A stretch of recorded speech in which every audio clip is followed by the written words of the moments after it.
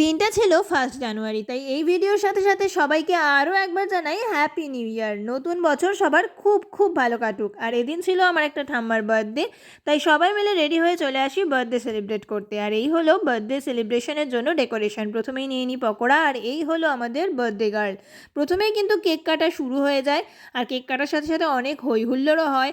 সবাই একসাথে জড়ো হয়েছে, তাই নাচ গান আবৃত্তি এসব না হলে কি চলে বলো। সেসবও হয় আর প্রচুর আড্ডাও হয়। তারপর নিচে এসে দেখি খাওয়া দাওয়া অলরেডি শুরু হয়ে গেছে। আর এদিকে দেখো লিফট আটকে সে কী অবস্থা, এক ভয়ঙ্কর অভিজ্ঞতা। প্রায় 15 মিনিট এখানে সবাই আটকে ছিল। তারপর অনেক কষ্টে চেয়ার দিয়ে সবাইকে বের করে আনা সম্ভব হয়েছিল।